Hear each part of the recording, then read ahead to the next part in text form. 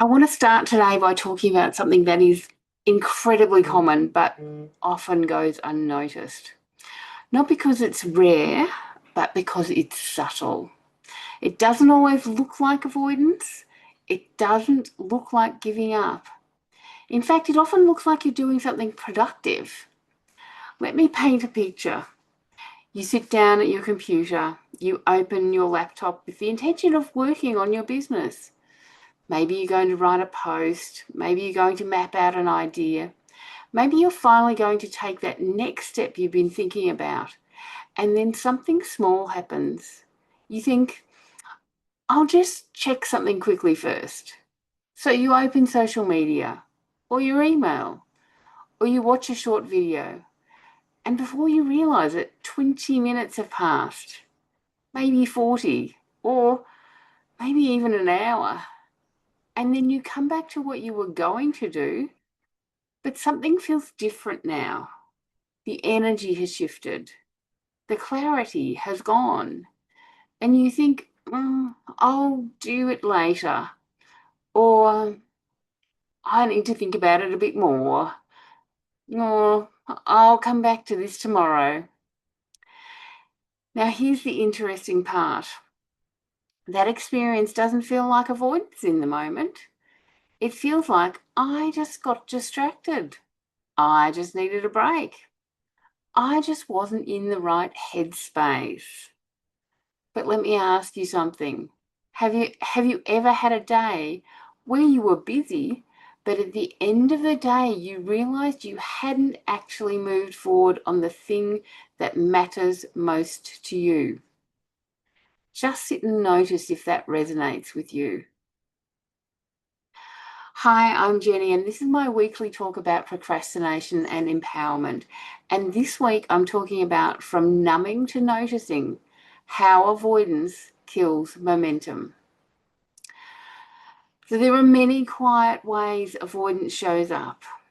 It might look like watching more content instead of creating your own, researching instead of deciding, planning instead of taking action, tidying, organising, or doing small tasks that feel safe, instead of doing the things that feel slightly uncomfortable. And again, none of this looks like avoidance on the surface. It looks responsible. It looks thoughtful. It looks like you're preparing. But underneath, something else may be happening. So I'd like to ask you a few gentle questions and just notice what comes up for you. No judgment, just awareness. Is there something you've been meaning to do in your business that you keep putting off? Is there an action that you know would move you forward, but you find yourself circling around it instead? Do you ever notice yourself feeling a little uncomfortable and then immediately reaching for something to distract yourself? Maybe your phone, maybe another task, maybe more information. Just notice that. Because here's something really important to understand. Most people don't consciously choose avoidance. They don't wake up and think, today I'm going to hold myself back. What usually happens is much more subtle. We feel a moment of discomfort, and it can be the barest instant of discomfort. And then your subconscious is busy suppressing that down and then moving you in a different direction. It can be a moment of uncertainty or a moment of exposure. And almost automatically we move away from it. Not in a dramatic way, but in small, quiet ways. Ways that are easy to justify. Ways that look completely normal from the outside. And that's why it can be so hard to recognize, because it doesn't look like avoidance. It looks just like life. But here's the cost. When these small moments of avoidance happen repeatedly, something important begins to fade. Momentum. the sense that you are moving forward, the feeling of progress. And without momentum, it becomes much harder to build confidence, because confidence grows from experience, and experience requires action. So today, we're going to gently bring awareness to this pattern, not to criticize it, not to judge it, but to understand it.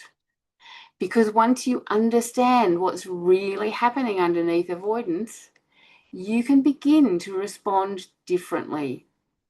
You can begin to move from numbing to noticing. So let's explore that next. What is avoidance really? And why does it show up so consistently when we're trying to grow or do something meaningful? So let's take a closer look. Because when most people experience avoidance, they interpret it in a very specific way. They think, I'm procrastinating, I'm being lazy, I need more discipline. But what if none of those explanations are actually true? What if avoidance isn't a character flaw, but a response? A very human, very intelligent response. So at its core, avoidance is not about avoiding work. It's about avoiding discomfort. Your brain is constantly scanning your environment and your internal experience for anything that feels uncertain, unfamiliar, or potentially exposing. And when it detects something like that, it tries to help you. It tries to move you away from it, not because you're incapable, because it wants to feel you to feel safe. So instead of saying, oh, this feels uncomfortable, your brain offers you something that feels much more reasonable. I'll do it later. I need to think about it more. I should prepare a bit more first. Let me ask you something.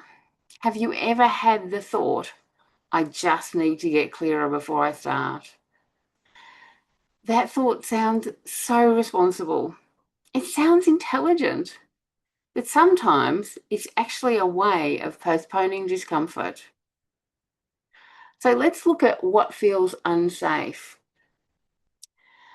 The discomfort your brain is responding to is not physical danger. It's emotional exposure. It's things like being seen, being judged, getting it wrong, not knowing what you're doing. All of those experiences can feel uncomfortable, especially if you spent years building an identity around being competent, capable, and reliable. So when you step into something new, like starting a business, your brain recognizes that you are entering unfamiliar territory. And unfamiliar often equals unsafe in regards to your subconscious anyway. So what part of building your business feels the most uncomfortable right now? Is it being visible? Is it talking about what you do? Is it putting yourself out there before you feel fully ready?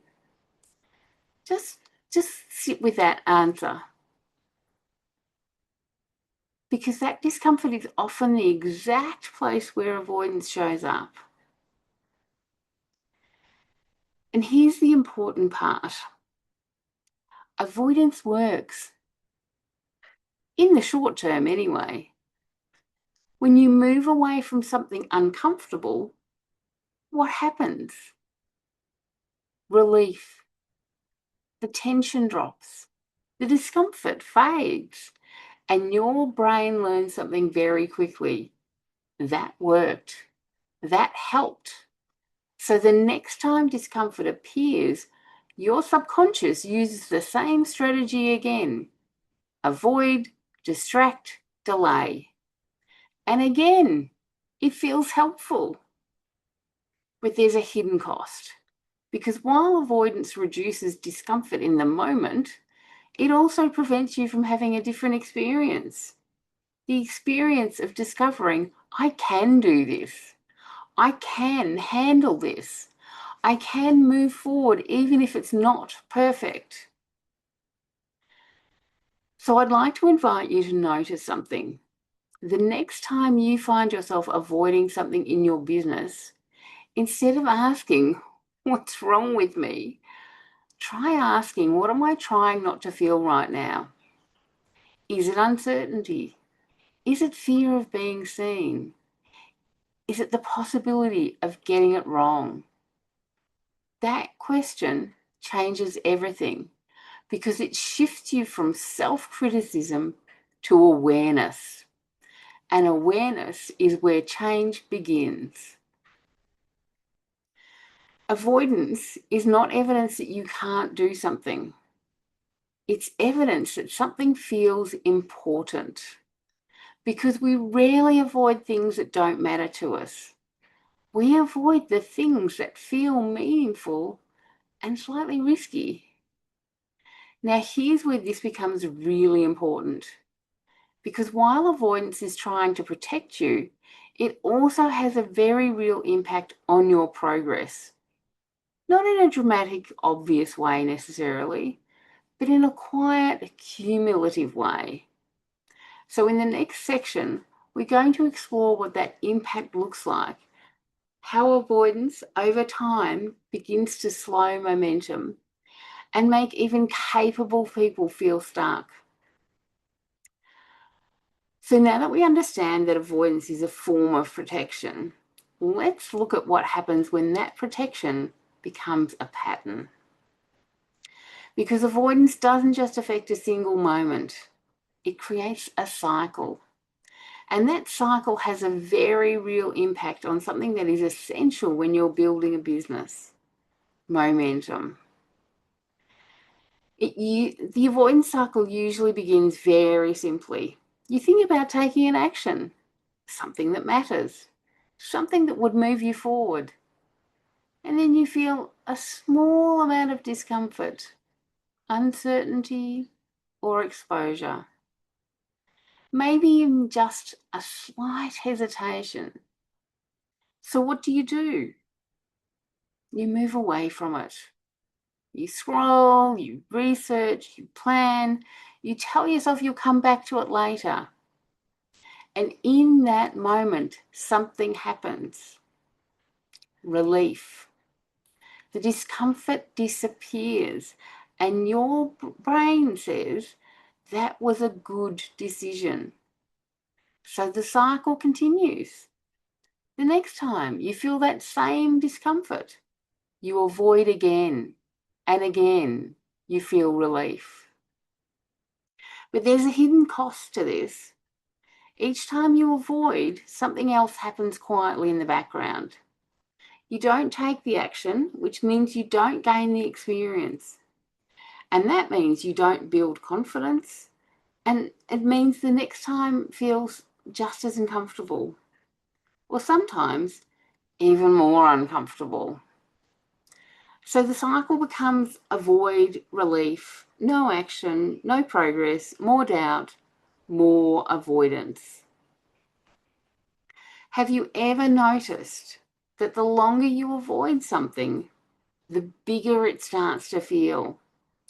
Something that might have been a small step begins to feel like a huge task, almost overwhelming. That's because without action, your brain doesn't get new evidence. And without new evidence, the uncertainty stays exactly where it is.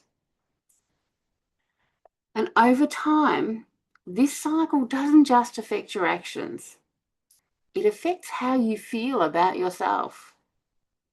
You might start thinking, why can't I just do this? What's wrong with me? I know what I need to do. Why am I not doing it? And this is where self-criticism begins to grow. But here's the truth. You're not lacking discipline. You're caught in a pattern that's trying to protect you. So now, here's why this matters so much. Momentum is what makes things feel easier over time. When you're taking action consistently, even teeny tiny little steps, something shifts. You feel progress.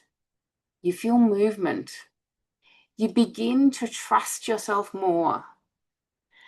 But avoidance interrupts that process. It breaks the chain. And without momentum, everything starts to feel harder. Even simple steps feel heavy. Even the smallest of actions feel significant. So, can you remember a time when you were in momentum, when you were taking action regularly? Think about how things felt then. Usually people describe it as easier, lighter, more natural. Now compare that to how it feels when you've been avoiding something for a while. Heavier, more pressured, more overwhelming. That difference is momentum. Let me just take a drink.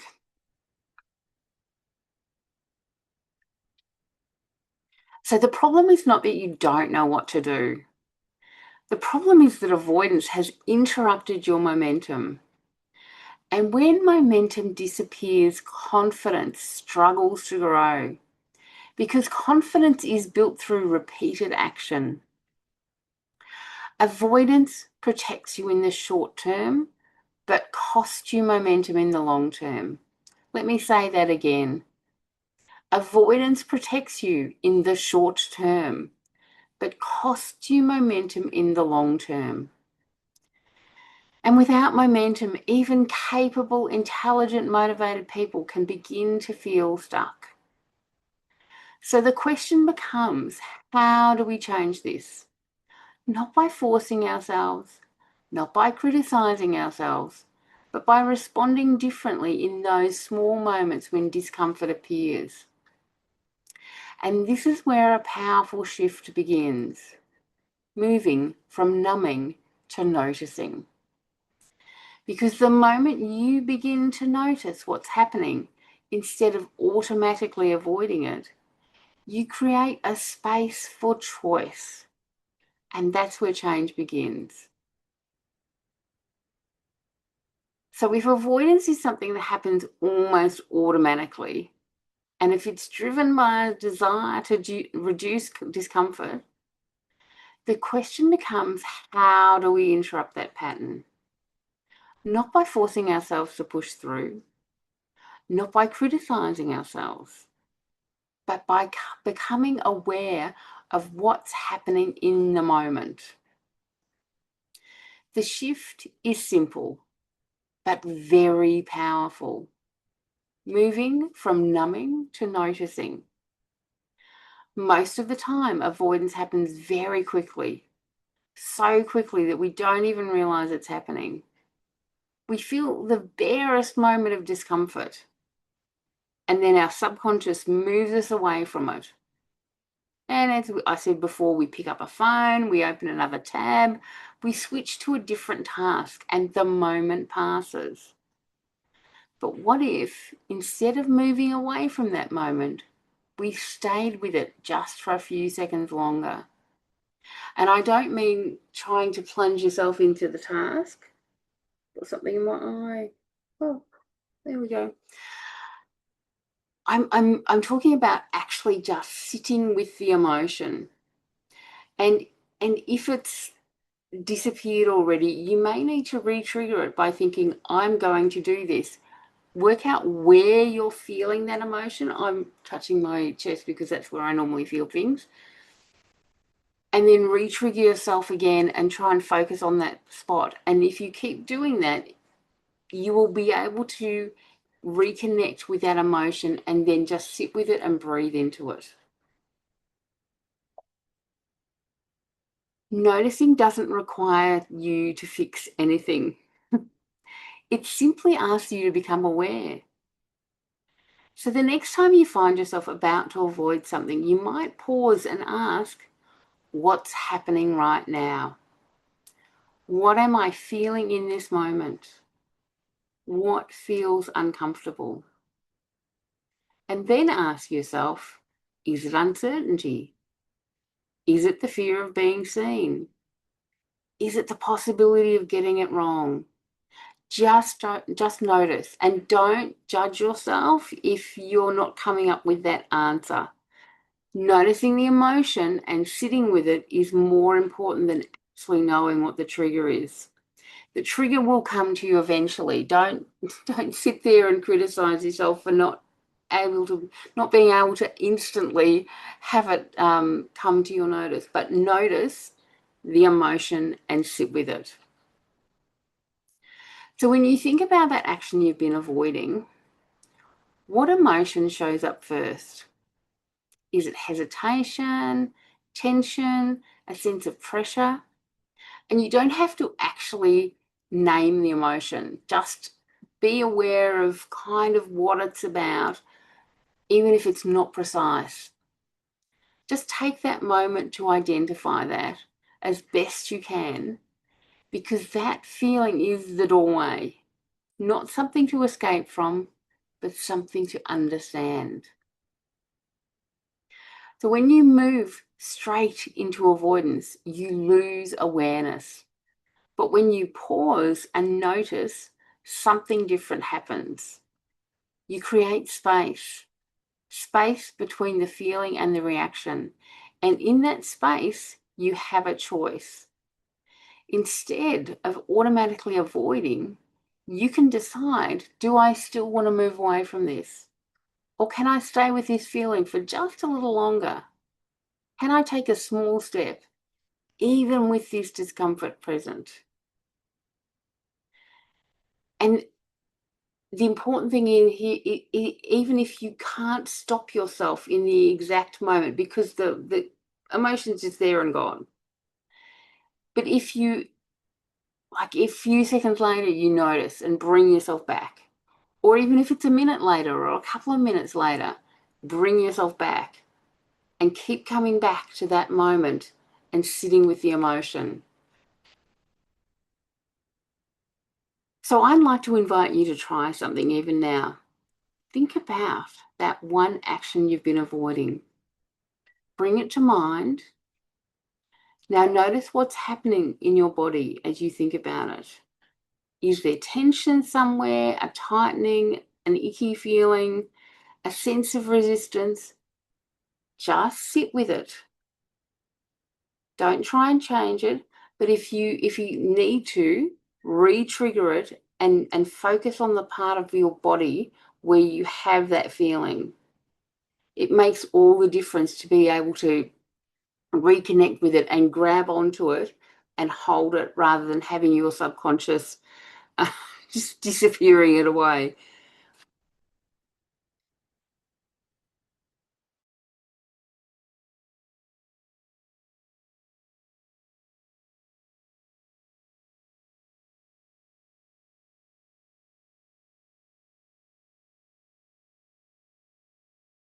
Sorry about that.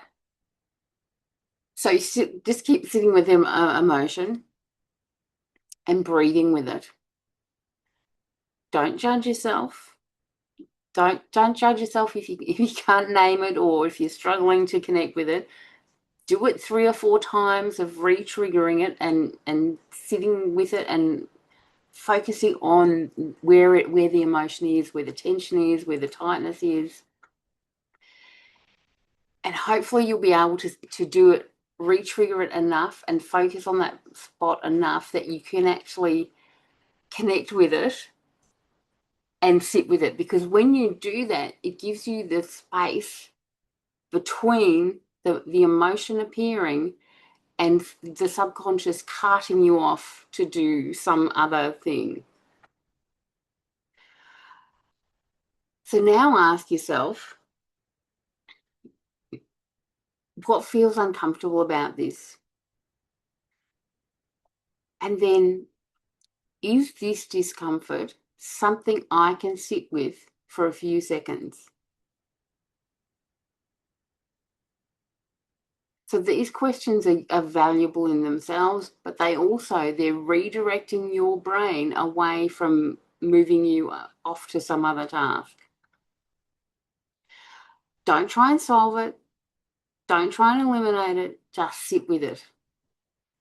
If you can sit with that emotion and breathe into it, eventually it will just start dissipating, because emotions are not meant to stick with you for a very long time. There may be times you've had it where an emotion appears to be there with you a long time. The only way that can happen is if the subconscious is constantly re-triggering it. And that's another reason, another reason to take control and process the emotion by sitting with it and breathing into it. And here's what happens when you begin to notice instead of numbing. You stop being controlled by the pattern and you begin to understand it. And when you understand it, you can work with it. Instead of fighting yourself, you begin to support yourself. Avoidance is automatic. Noticing is intentional. And intentional awareness is what gives you back your power. Now, once you have that awareness, once you can notice the discomfort instead of immediately escaping, the next step becomes much simpler. You don't need to force yourself into big action. You don't need to override your system. You simply need to take a step that feels safe enough. And this is where we move into something very practical.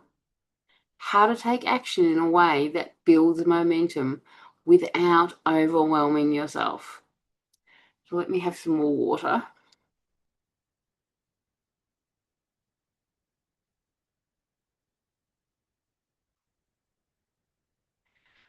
So now that we've explored the shift from numbing to noticing, the next question becomes, what do you actually do in that moment? Because awareness is powerful, but momentum returns when awareness is followed by action. And it does not have to be big action. It does not have to be forced action. What you need is the right kind of action. And most people believe that the way to overcome avoidance is to push through it. Oh my God, so many experts, supposed experts in procrastination, said to me over the years, just grit your teeth and push through. Just be courageous and push through. And they've suggested that that will override the discomfort. They tell you, just do it. Stop overthinking. Be more disciplined. Blah, blah, blah, blah, blah. But as we've seen, and I've seen it over and over again, that approach often creates more resistance because your system is already trying to protect you. So when you apply pressure, it pushes back even harder. Instead of forcing action, what if you could meet yourself where you are? What if the goal wasn't to eliminate discomfort, but to take a step that feels safe enough to begin? This is what I call the micro courage bridge. It's the space between noticing discomfort and taking action in a way your system can accept it. So what is micro courage? Micro courage is not about doing something huge. It's about doing something slightly uncomfortable. Something that stretches you but doesn't overwhelm you. Something that your subconscious can tolerate, or it's not going on alert. So think again about that action you've been avoiding. If doing it feels like a 10 out of 10 on the discomfort scale, what would a 2 or 3 out of 10 version look like?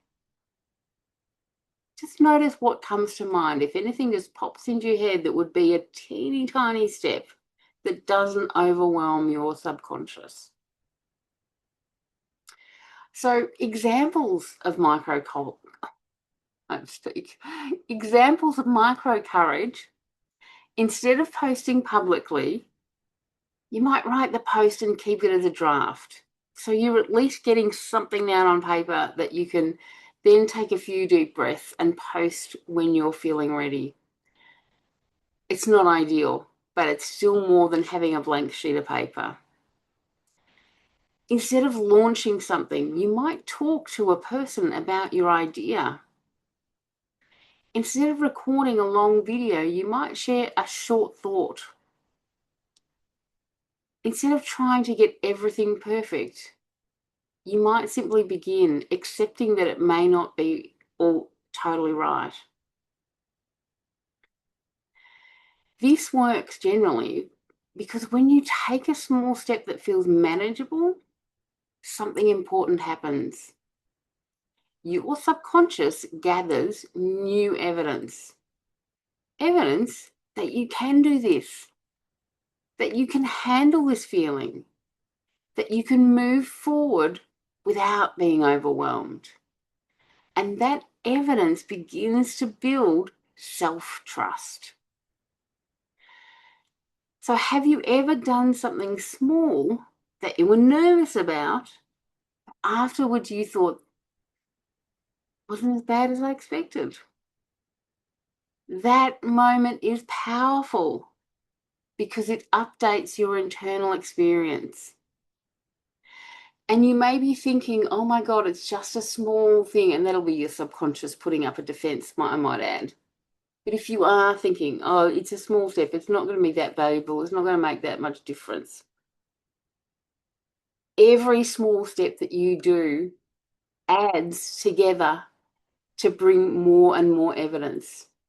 So be aware that your subconscious has got lots of tricks to play, and that it may suggest a counter to doing small steps, that it isn't valuable, that it won't be won't make that much difference. Ignore that. Say, no, thank you. I don't need that advice today, and take the small step. So micro courage acts as a bridge between avoidance and action, between doubt and experience, between fear and self-trust. And the more often you cross that bridge, the easier it becomes. Not because the discomfort disappears completely. You will never get rid of it entirely. It's a natural feeling. But it changes because your relationship with it changes. So here's something you can take with you. The next time you notice yourself avoiding something, ask yourself, what is one small step I can take right now that feels safe enough? Not perfect, not impressive, just possible. And then take that step, even if it feels small, because small steps are what rebuild momentum. You don't need to become fearless to move forward. You just need to become willing to take small, courageous steps. And when you begin doing that consistently, something very powerful starts to return. Momentum. Not forced, not rushed, but steady. And once momentum begins to build, everything starts to feel different. So let's have a look at that now. So let's talk about what begins to happen when you move from avoidance to noticing to small, gentle action. Because when those pieces come together, something very important starts to return. Momentum. Many people think momentum comes from motivation. And they might think things like, I need to feel inspired. I need to feel ready. I need to be in the right mindset. But momentum doesn't come from feeling ready. It comes from movement, even really small movement, because each action creates a sense of progress, and progress creates energy. So have you ever had a day where you took even a few small actions, and by the end of the day, you felt different, lighter, more capable, more optimistic? That's momentum. Not because everything was perfect, but because you moved. Momentum doesn't feel like certainty. It doesn't feel like everything is suddenly easy. It feels more like I can keep going. I don't have to have it all figured out. This is manageable. And that feeling is incredibly powerful because it replaces pressure with possibility.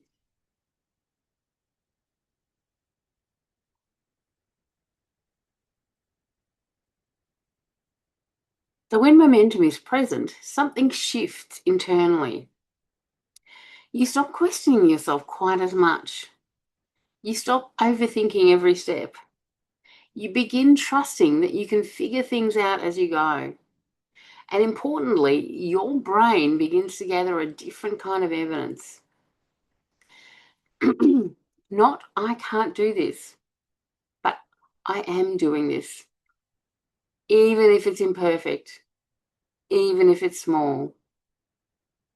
So, what would you change for you if you trusted that small steps were enough? If you didn't have to rush, if you didn't have to prove yourself, if you could simply keep moving forward at a pace that felt sustainable? Just sit with that and notice what comes up for you.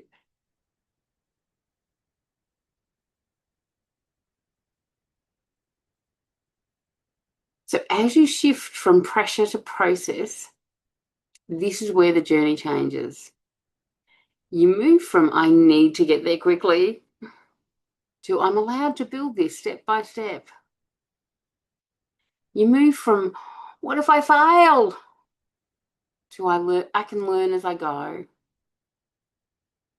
And when that shift happens, the experience of building your business becomes very different. Less pressure, more curiosity, less urgency, more steadiness.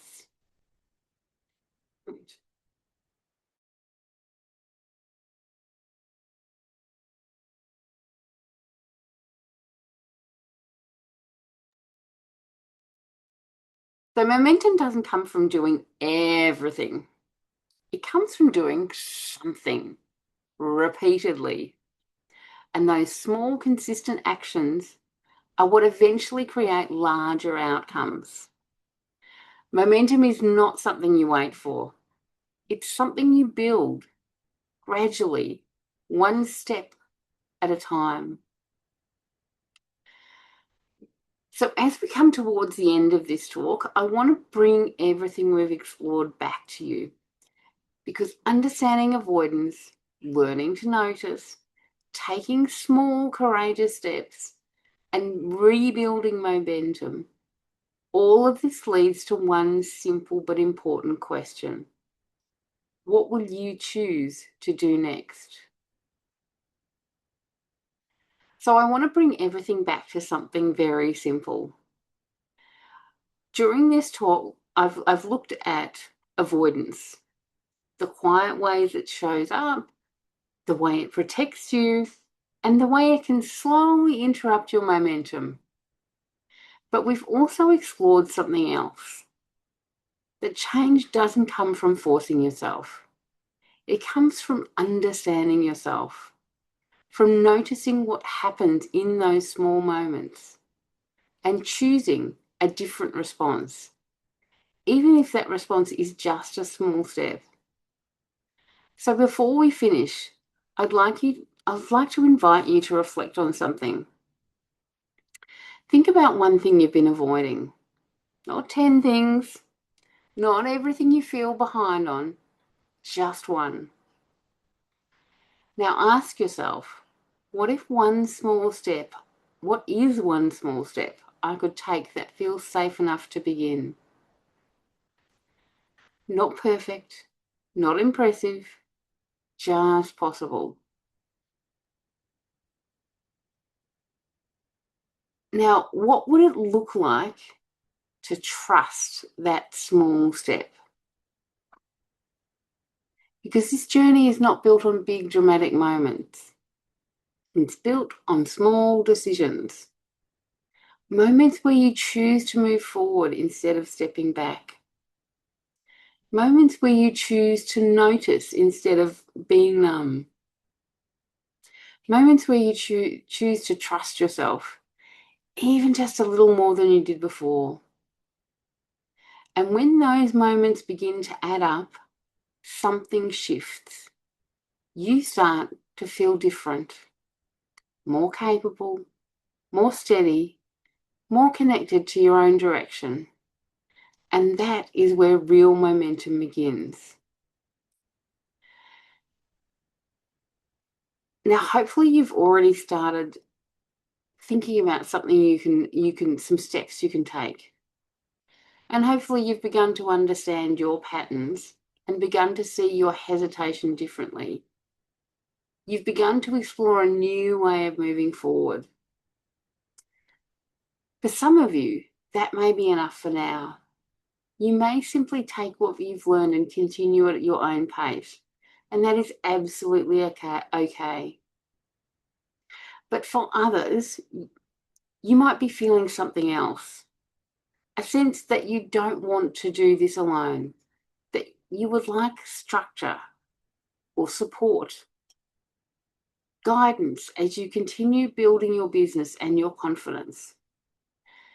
And that's exactly why I created my program, The Courageous Pathway. It's designed to help you move from hesitation into action, not through pressure, but through small supported steps.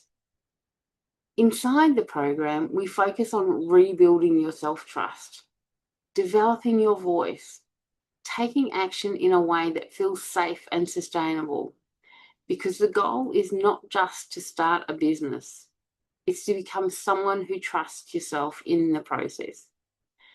So if this experience over the last hour has resonated with you, if you're ready to continue this journey with more support, you're very welcome to explore the Courageous Pathway with me. And if now isn't the right time, that's completely okay too. And just so you're aware, on the 13th of April, if you're listening to this not long after I've recorded it, the 13th of April 2026, I'll be starting a 3-day challenge that will lead into the program. It'll give you three evenings worth of more information about the program and more information of how to get you starting to make steps forward. So I'll leave you with this. You don't need to eliminate fear. You don't need to feel perfectly ready. You don't need to have everything figured out. You simply need to begin and keep going, one small, courageous step at a time. Thank you for listening to this today.